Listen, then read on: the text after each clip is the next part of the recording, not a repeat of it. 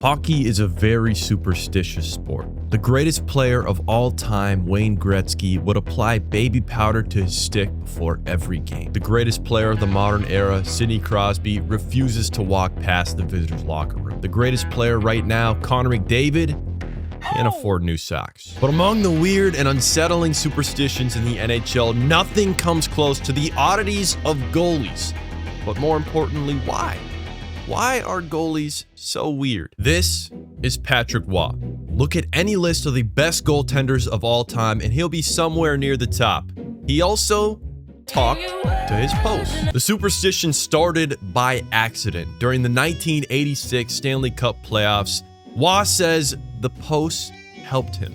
And I played a good game. In overtime, a guy took a slap shot and hit the post, but we won. What exactly would Waugh say to his post? Come on, guys, help me out. Before the game, I give them directions.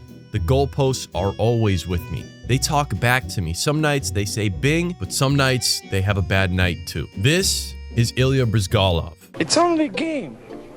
Why you have to be mad? He played for the Flyers for 2 years and a few other teams, but during his stint in Philadelphia, he was in search of the answers to the universe. He's a funny guy. He was telling me today about the universe. Most goalies in the NHL have a long, extensive, sometimes multi-hour ritual that they follow to a T before every single game. Henrik Lundqvist is a premier example of this. I'll talk more about him later, but right now we need to know why. Why are they so weird? To answer this, let's take it back to February 2012 in the NBA. Jeremy Lin transformed from a bench warmer who barely plays to prime Kobe Bryant, averaging 24-9, leading the Knicks to a 9-2 record in February. Jeremy Lin went on an absurd run, but it didn't hold. He regressed back to the mean and went back to the bench. People coined this the Linsanity run, but why am I telling you this? How is this relevant to NHL goalies being so weird? Well, because almost every season we see at least one Linsanity run from a goalie. Devin Dubnyk looked like a bust, bounced from team to team, then mid-season he gets traded from Arizona to Minnesota and would finish one whole goal less against average, finishing 4th in Hart voting and 3rd in Vezina. Jordan Binnington started the 2018-19 season in the AHL. He would get called up when the Blues were at the bottom of the league, play at an MVP level for the rest of the season. The Blues make the playoffs. Binnington continues his play into the postseason, and they win the Stanley Cup. Andrew Hammond was a third-string goalie after some injuries. He found himself starting for the Senators in January of 2015. The rest of the season, he started 23 games and won 20 of them. With MVP caliber play once again, he was nicknamed the Hamburglar, and yet to this day, none of these goalies have returned to that level. It's why the question of paying a goalie even exists. They are so unpredictable, such weird, odds-defying creatures. You think you have the next Martin Brodeur, but next season they turn out to be more of a Zamboni driver. So why? Why do goalies pop up out of nowhere, play amazing, then disappear? Why is it so rare for a goalie to sustain great play season after season?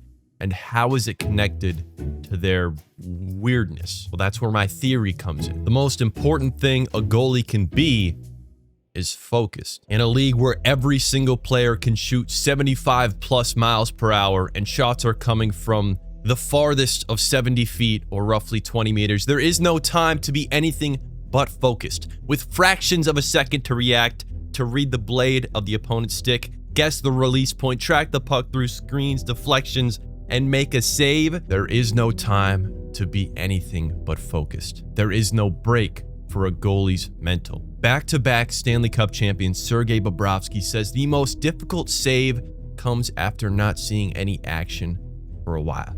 When the puck is in the other zone, a goalie is alone. Isn't it just natural that your mind would wander a bit? That you might lose a touch of focus. Braden Holtby was a Vezina caliber goalie for many years, and he did win a Vezina. He was also a key reason Ovi lifted the cup in 2018. He has a long pre-game ritual, certain actions he does every time he gets on the ice.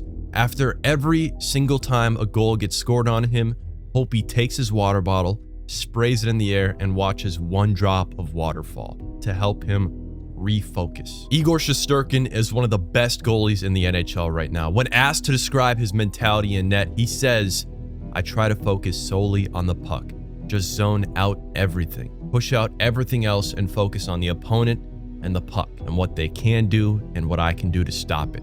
Stop them. Connor Hellebuyck is one of the best goalies in the NHL right now. His playstyle is composed of optimal positioning and movement. He has mastered goaltending technique, and it's won him 3 Vezinas plus a Hart Trophy. Andrei Vasilevsky is one of the best goalies in the NHL right now. His playstyle is composed of unorthodox positioning, standing longer than most would, then relying on reflexes and athleticism to make saves. Both are Hall of Fame goalies, but one has a reputation for showing up in the big moments, while the other is seen as the complete opposite. Why does the player who has mastered their craft, eliminated all unnecessary movements with a playstyle so efficient to the point where people call him boring, why does that disappear when the lights shine the brightest? Why does the guy who relies on his reflexes and athleticism to make saves in ways no one has ever seen before consistently perform? Why is the guy who talks to the post one of the best goalies of all time? Why are goalies so weird? Henrik Lundqvist has a rigorous pre-game routine. These routines are not just about stretching and warming up your body, but putting your mind in a place it needs to be. To be the last line of defense, to hold your team together, to perform. The same songs in the same order before every game. The first one out, 2 taps on the ice, 1 on the post. Stretch your arms. Right knee, left knee.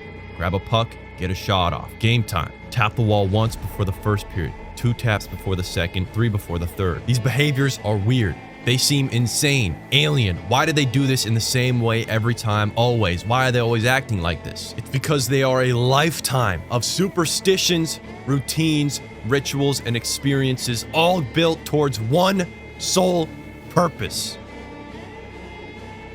to solve the mysteries of the universe.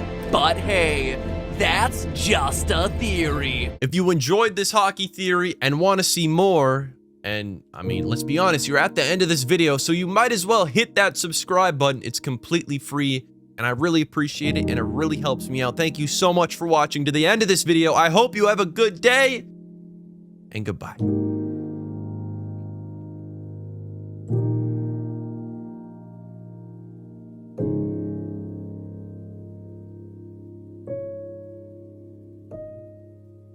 You